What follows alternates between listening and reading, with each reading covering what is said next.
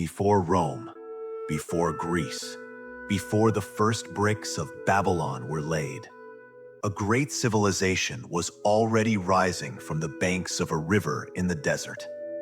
A land of sun and stone, of kings and gods, of pyramids and eternal mysteries.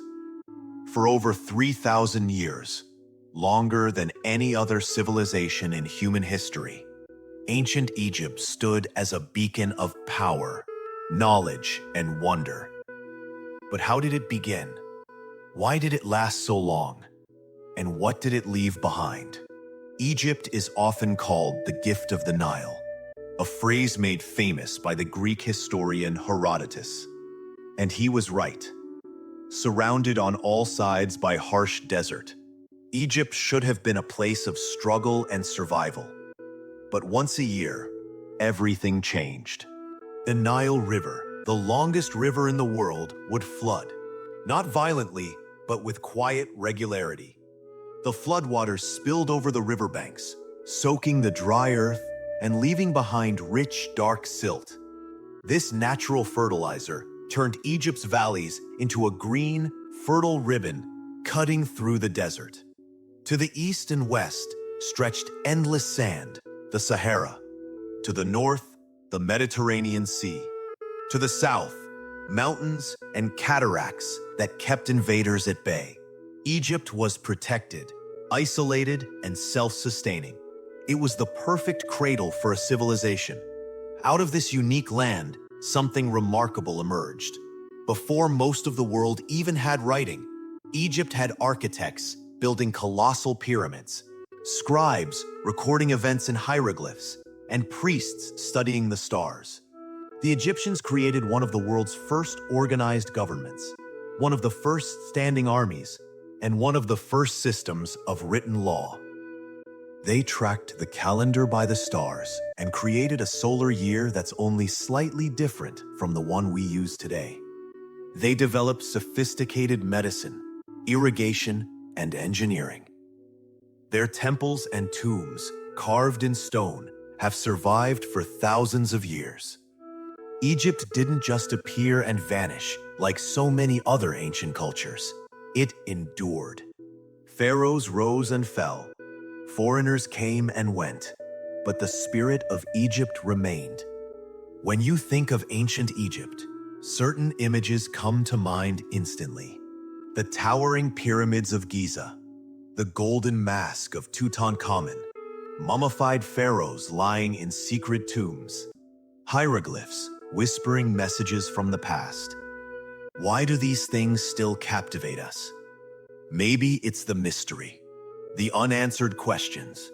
How were the pyramids built? Why did the Egyptians believe so deeply in the afterlife? What do we still not understand? Or maybe it's the obsession with eternity. The Egyptians believed that life didn't end with death. It continued in another world, if you were properly prepared. They poured enormous effort into preserving their bodies, their stories, and their monuments for the afterlife. That's part of why their civilization has lasted in our memory.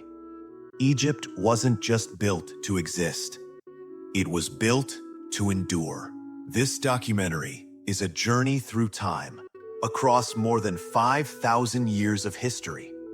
We'll travel from the dawn of farming communities along the Nile to the age of kings and pyramids, through golden empires and periods of chaos, to the final days of Cleopatra and the Roman conquest. We'll meet powerful pharaohs, brilliant architects, cunning generals, and everyday Egyptians who made this civilization what it was. We'll explore the spiritual beliefs that shaped their world, the technologies that built their cities, and the legacies they left behind in stone, gold, and story. This is not just the story of Egypt. It's the story of humanity's first great chapter. A chapter written in the language of the gods, etched in temple walls, and carried by the waters of the Nile. So let's begin at the source, where it all started, with the Nile. and the first people who dared to tame it. Prehistoric and pre-dynastic Egypt, before the pharaohs. Thousands of years before Narmer's crown united Upper and Lower Egypt, the Nile Valley was home to small bands of hunter-gatherers. These early humans roamed vast savannas and woodlands, following herds of wild animals, fishing the river, gathering plants and fruits to survive. The Sahara was not yet the desert we know today. It was a greener place. Lakes, rivers, and grasslands stretched wide. But slowly, climate change dried the land, and the people moved closer to the Nile. The river was a lifeline, a narrow, fertile ribbon cutting through desert sands. Around 10,000 years ago, a transformation began. These nomadic hunters began to settle. They learned to farm, planting wild grains, domesticating animals like cattle, sheep, and goats. The river's floodplain provided rich soil that allowed crops to grow abundantly. This shift, from hunting and gathering to farming, is one of the most important in human history. It meant people could stay in one place, build homes, and store food. It allowed societies to grow. By about 4400 BCE, early Egyptian farmers entered what archaeologists call the Badarian culture. In the fertile Nile Valley, the Badarians crafted beautiful pottery, smooth, dark vessels with polished surfaces. Their graves, simple but intentional, sometimes held jewelry and tools, hinting at emerging social differences. This was a people beginning to create culture, community, and identity. Following the Badarians, the Naqada culture flourished for nearly 1,500 years, from roughly 4000 to 3100 BCE. Named after the town of Naqada in Upper Egypt, this culture showed the first signs of complex society. Naqada people made exquisite pottery painted with animals and geometric designs. They worked copper and gold, creating tools, weapons, and jewelry. They traded widely, bringing exotic goods from Nubia to the south and the Levant to the northeast. Their tombs grew larger and more elaborate, with grave goods that suggest leaders were consolidating power. Some burials included sacrificed servants or animals, signs of growing ritual and hierarchy. At this time, Upper Egypt and Lower Egypt existed as separate regions, each with its own customs and rulers. The Nile was the great connector. It brought water, food, and life. It was also a highway for trade, ideas, and armies. Along the river, chiefdoms grew stronger. Small villages joined into larger towns. These chiefs became war leaders and religious figures with power over people and land. With increasing social complexity came the earliest attempts at writing. Symbols appeared on pottery and ivory tags, marking ownership or recording events. These proto-hieroglyphs were the ancestors of the writing system that would become central to Egyptian civilization. By the end of the Naqada period, around 3200 BCE, the stage was set for unification. Two powerful kingdoms, Upper Egypt in the south, ruled from cities like Hierakonpolis and Abydos, and Lower Egypt in the north, centered on the Nile Delta, stood in tension and competition. One figure stands at this turning point, his name Narmer. Known from artifacts like the famous Narmer palette, he is the first king we can name with certainty. The palette depicts Narmer wearing the white crown of Upper Egypt and the red crown of Lower Egypt, symbols of unification. Narmer's victory was more than political. It was the birth of Egypt as a single state, ruled by a divine king or pharaoh. This unification laid the foundation for everything to come: the dynasties, the pyramids, the culture that would endure for millennia. From scattered farming villages and tribal chiefdoms along the Nile, a civilization was born.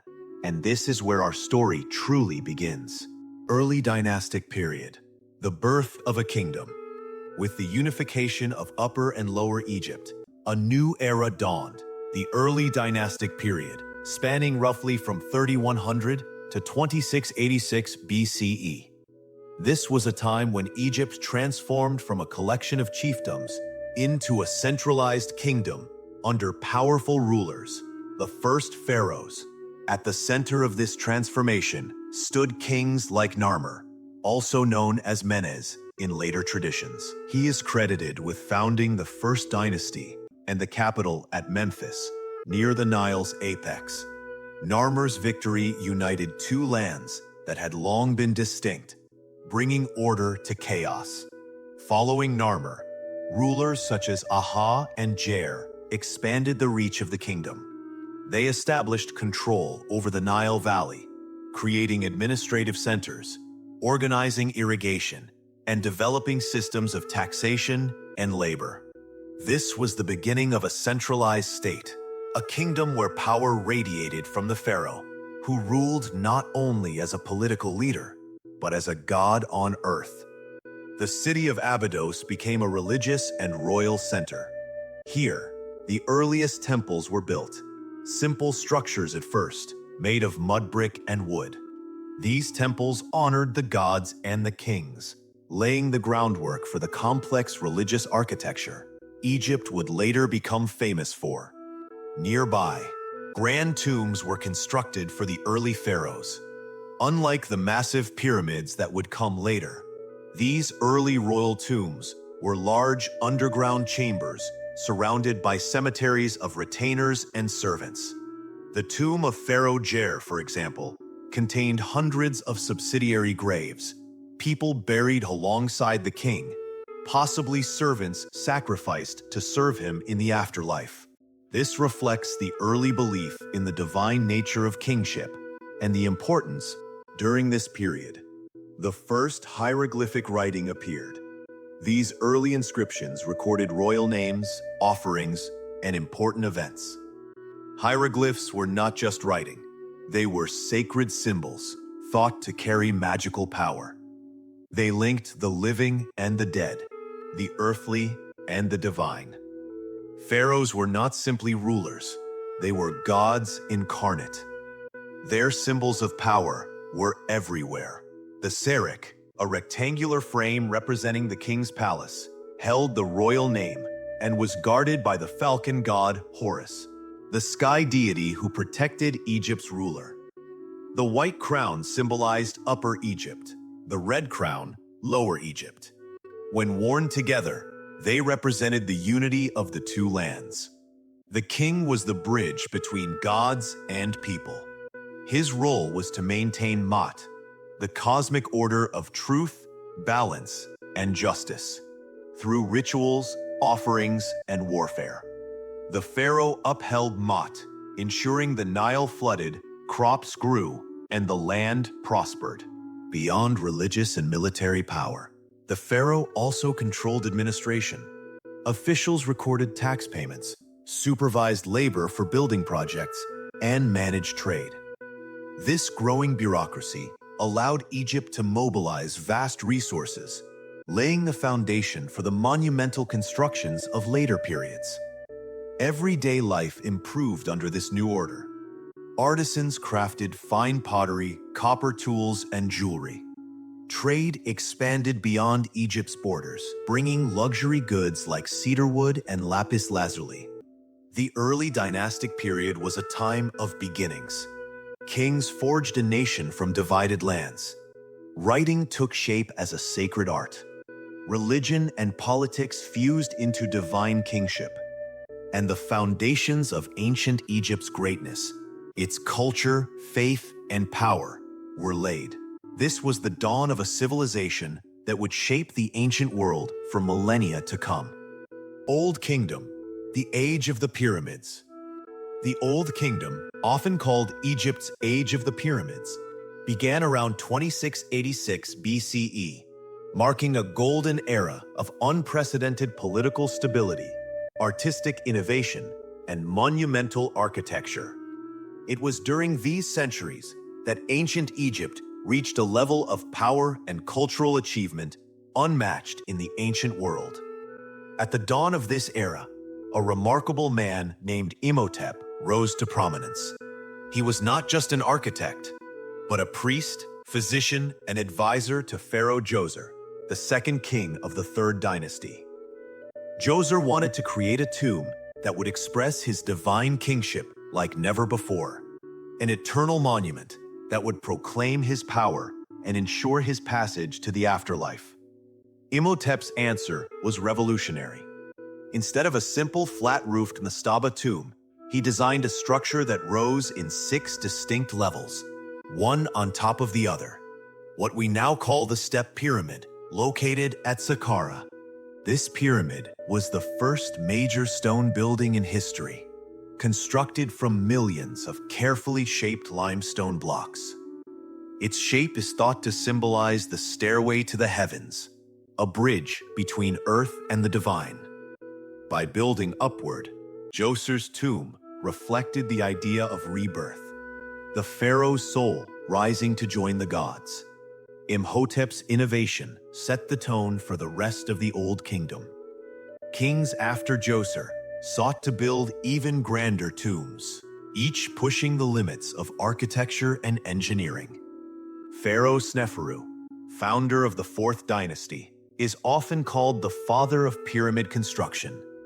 He built at least 3 pyramids, each showing advances in design and construction. The Maiden Pyramid started as a stepped structure, but was later modified to a smooth shape, though it partially collapsed. Next came the Bent Pyramid, with its unusual change in angle halfway up, revealing the challenges of building at such scale. Finally, Sneferu completed the Red Pyramid, named for the reddish limestone used, which is considered the first successful true smooth-sided pyramid. These efforts refined the technology and inspired one of history's most famous builders, Sneferu's son, Khufu. Khufu's pyramid at Giza remains the largest pyramid ever built. Originally soaring to nearly 481 feet, it was the tallest man-made structure on Earth for nearly 4,000 years. The Great Pyramid's sheer scale is staggering. It required an estimated 2 million limestone blocks, each weighing on average 2.5 tons.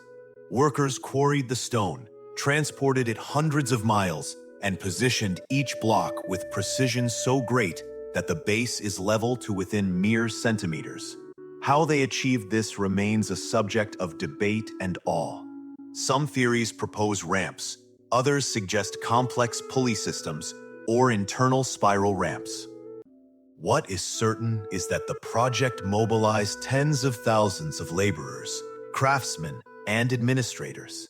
The Great Pyramid was more than just a tomb. It was a cosmic symbol.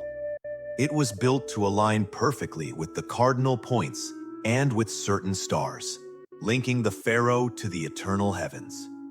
Inside, complex chambers and shafts may have had ritual significance, guiding the king's soul on its journey to join the sun god Ra. Ra was the central deity of Old Kingdom religion, the sun god who sailed across the sky by day and traveled through the underworld by night.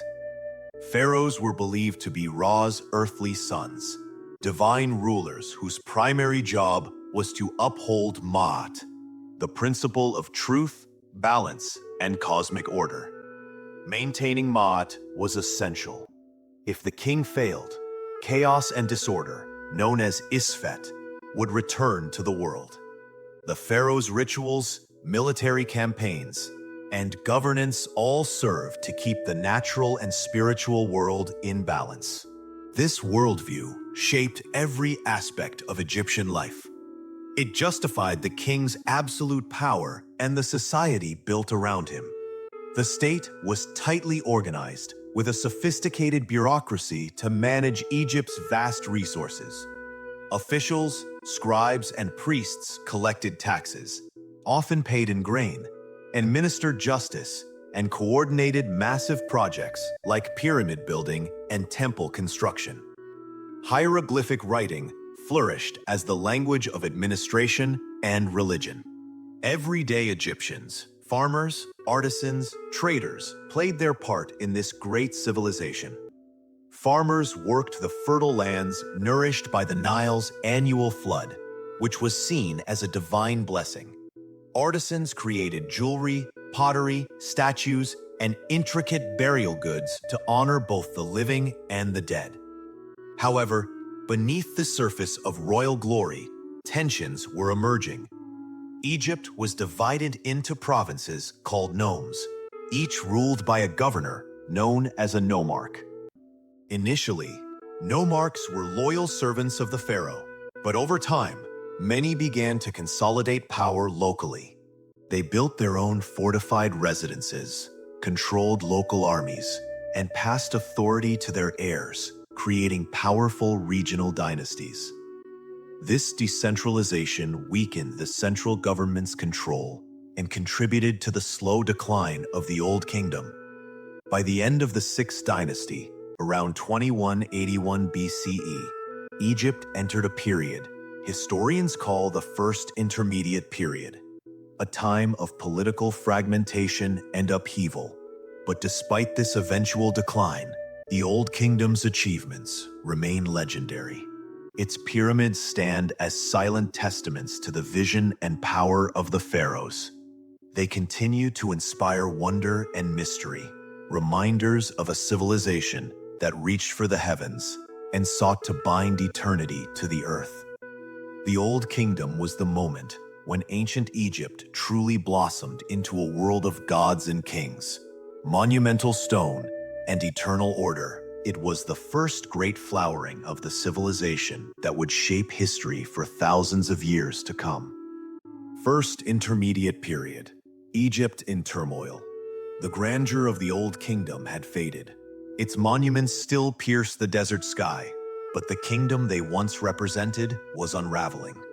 Around 2181 BCE, Egypt entered a turbulent era known as the First Intermediate Period, a time marked by political fragmentation, social upheaval, and cultural transformation.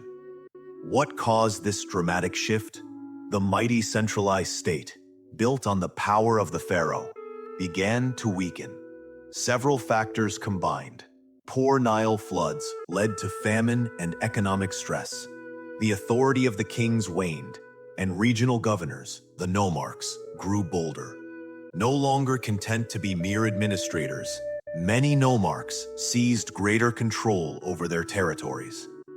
As central power broke down, Egypt divided into competing realms. A northern region, centered around the city of Heracleopolis, a former provincial capital that rose to prominence as the seat of one rival dynasty. Meanwhile, in the south, the city of Thebes began to assert itself, becoming the stronghold of another competing line of rulers. Between these two centers, Egypt was no longer a united kingdom, but a patchwork of regionalism and civil war. Small warlords and local rulers fought to expand their influence, disrupting trade, agriculture, and daily life. This period was marked by hardship for many Egyptians. Famine, drought, and political instability brought suffering. The annual Nile floods became unpredictable or weak, which meant crops failed, food became scarce, and people struggled to survive. But even in chaos, culture did not disappear, it changed. The First Intermediate Period saw a flowering of local art and literature. With the old royal court's influence diminished, provincial centers fostered new artistic styles, often more expressive and personal. Poetry and wisdom literature emerged, reflecting on human suffering, justice, and the fickleness of fate. Texts like The Dialogue of a Man with His Ba express deep existential questions, an ancient meditation on life, death, and the soul's fate.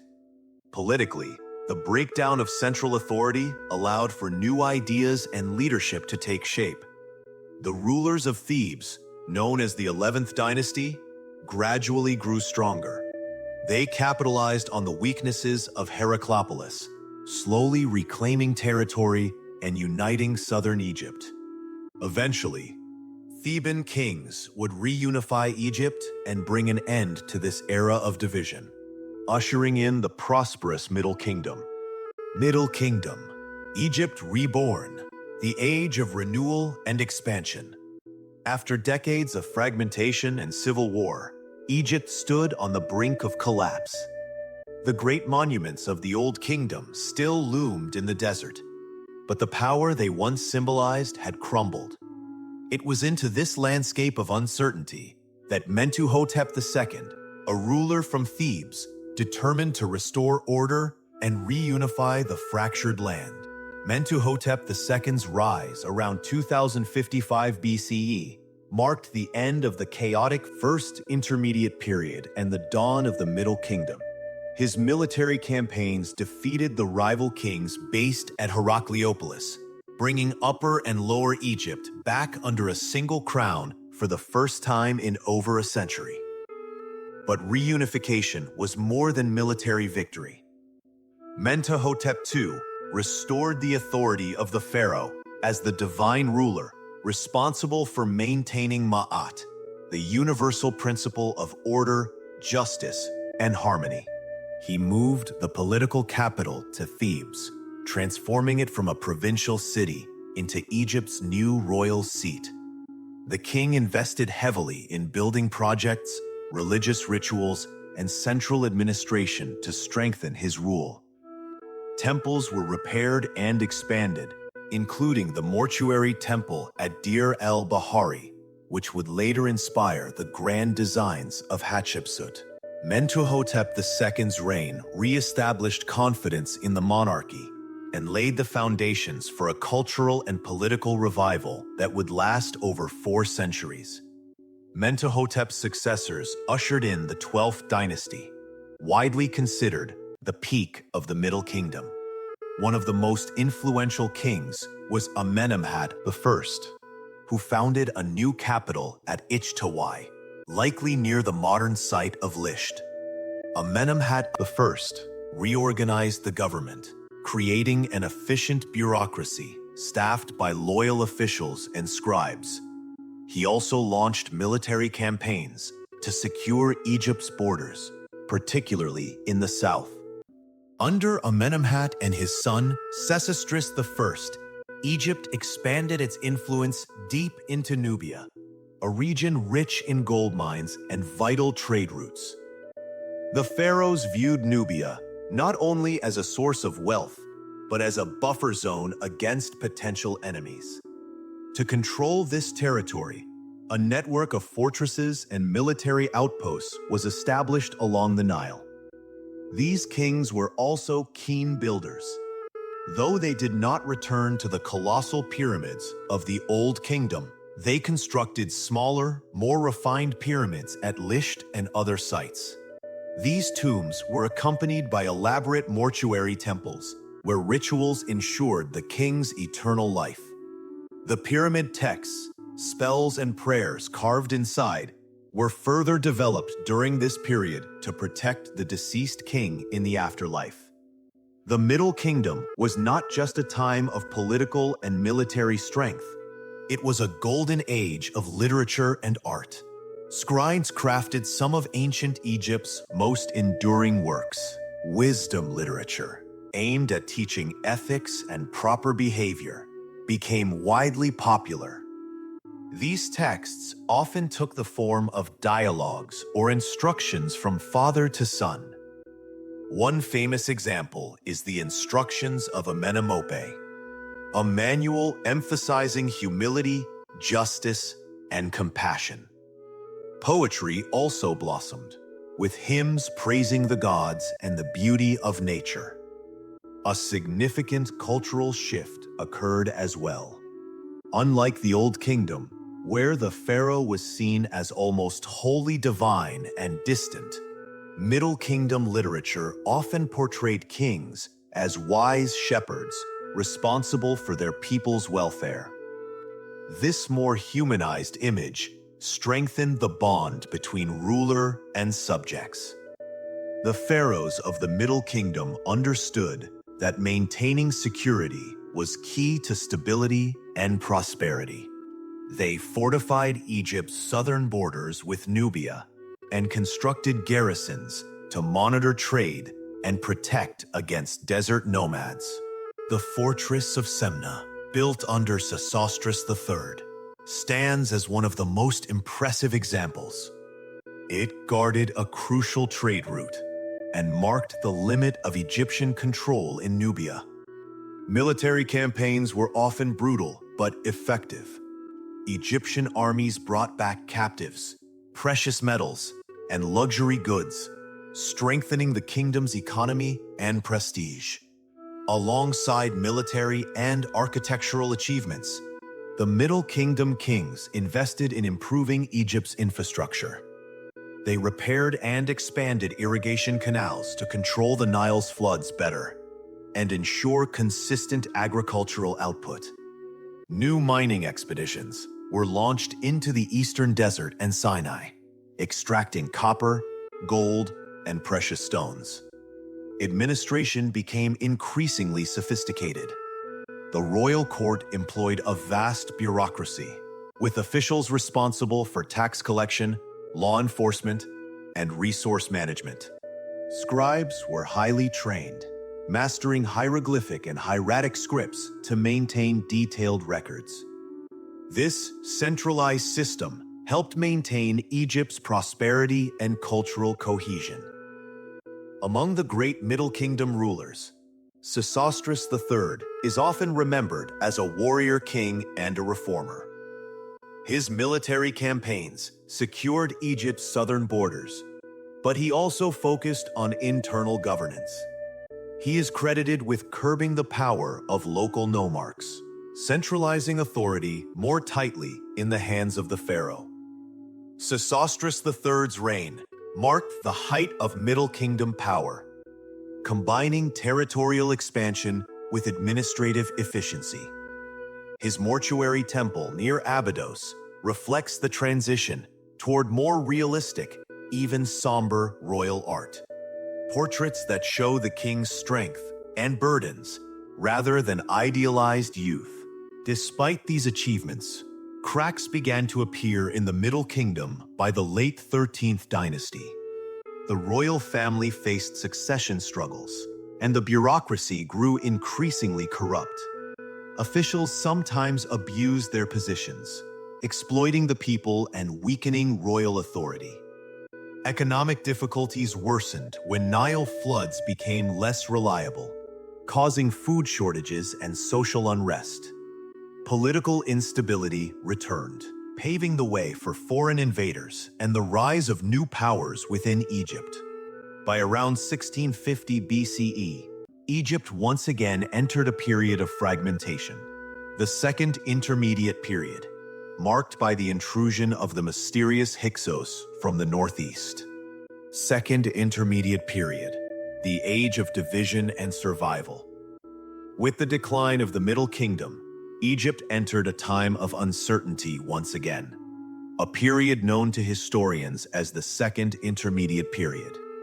This era, stretching roughly from 1650 to 1550 BCE, was marked by political fragmentation, foreign influence, and conflict that would test the resilience of the Egyptian civilization. The weakening of royal authority during the late Middle Kingdom left the door open for new forces to emerge within Egypt's borders. Powerful provincial governors, or nomarchs, who had gained considerable autonomy, now carved out territories for themselves. Egypt was no longer united under a single ruler, but divided into competing kingdoms and city-states. In the north, the ancient city of Avaris rose to prominence. Located in the eastern Nile Delta, Avaris became the capital of a foreign dynasty that ruled part of Egypt for nearly a century. These rulers were the Hyksos, a group of people believed to have originated from the Levant, or Western Asia. They arrived in Egypt initially as traders or immigrants, but over time, they gained military power and political control. The Hyksos introduced new technologies and customs to Egypt, including the horse and chariot, composite bows, and advanced bronze weaponry. These innovations gave them a significant advantage over the native Egyptian armies, which struggled to adapt to these new forms of warfare. Though the Hyksos rulers controlled Lower Egypt, the south remained under the authority of Egyptian kings based in Thebes. Here, a dynasty of native Egyptian rulers resisted the foreign presence. Thebes became the center of a cultural and political revival, rallying support from loyal nobles, priests, and military leaders. This division between Hyksos-ruled north and native Egyptian south led to a long period of conflict and rivalry. The Egyptian kings of Thebes sought to reclaim their entire kingdom, but the Hyksos maintained strong defenses, fortified cities, and superior weaponry. Despite the political chaos, this period also saw important cultural developments. The interaction between Egyptians and the Hyksos introduced new ideas and materials into Egyptian society. Craftsmen adopted Hyksos-style pottery, and Egyptian art reflected subtle influences from their foreign neighbors. At the same time, Egyptian religious practices remained firmly rooted in tradition, with priests continuing to serve the old gods and maintain temple rituals. One of the most remarkable aspects of the Second Intermediate Period is how it set the stage for Egypt's greatest revival, the New Kingdom. The story of this revival centers on a Theban prince named Ahmose I, who would become the founder of the New Kingdom and the first pharaoh to finally expel the Hyksos from Egypt. Ahmose inherited a kingdom divided and at war, but he was determined to restore Egypt's unity and glory. His military campaigns pushed the Hyksos back into the Nile Delta, eventually capturing their capital at Avaris. After decades of struggle, Ahmose succeeded in driving the foreign rulers out of Egypt altogether. This victory marked the end of the Second Intermediate Period and the beginning of a new era, one of unprecedented wealth, power, and cultural flowering.